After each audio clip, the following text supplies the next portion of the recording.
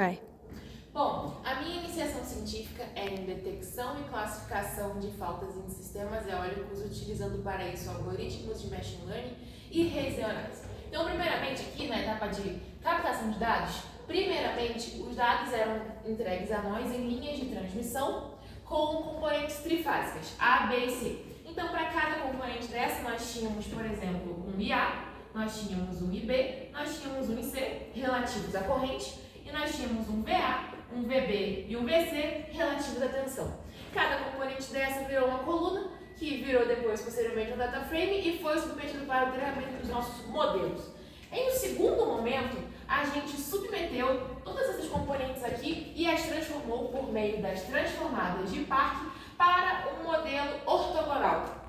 Então, primeiramente, elas eram defasadas em 120 graus aqui, né, por exemplo, IA, IB e IC, e com as transformadas de Park, o que a gente fez, criamos aqui componentes ortogonais, né, seguindo aqui a lógica do nosso produto vetorial, que seria o nosso ID, o nosso IQ e a nossa componente I0. Essas componentes também viraram depois colunas submetidas ao nosso data frame e também realizando testes dos nossos modelos de detecção e classificação.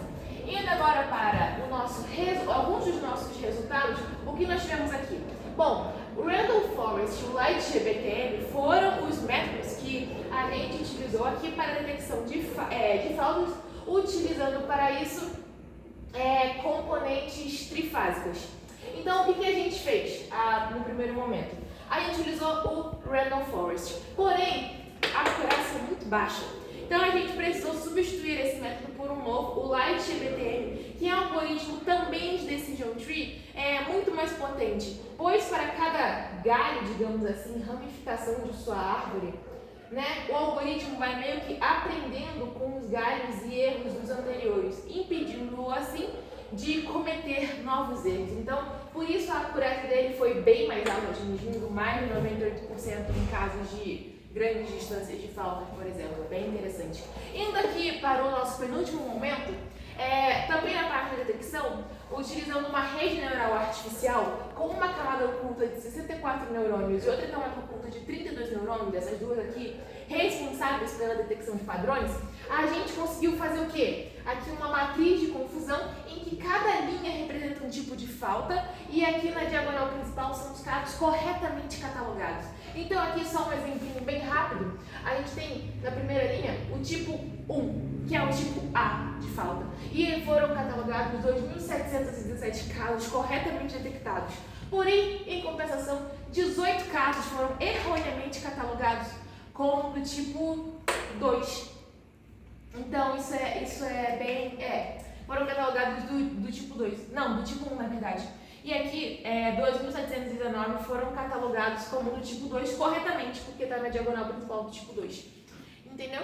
Então, aqui, indo para o nosso terceiro e último momento, resultados de clusterização, utilizando para isso o método PC, que são os nossos redutores de dimensionalidade. Porque, como eu falei antes, a gente estava trabalhando com componentes 3D.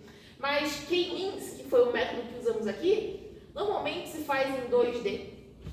Então, para isso, a gente precisou o quê? De pesos. Então, a gente criou aqui uns pesos, né? E para cada um deles, é claro, uma componente de corrente, também divisão em D e Q0.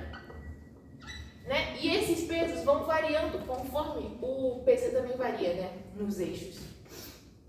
Então, aqui seria, sei lá, um W5 vezes um ID, mais um W6 vezes um Q. Então, bem interessante. Exatamente para a gente ver, por exemplo, como resultado, a dependência da componente I0 com falhas ligadas à Terra.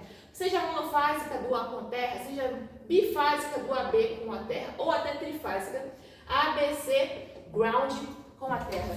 Então, por isso, esses foram alguns dos resultados da minha iniciação científica. Eu gostaria de agradecer ao meu orientador, seu Silvio Giuseppe, e é isso. Até a próxima!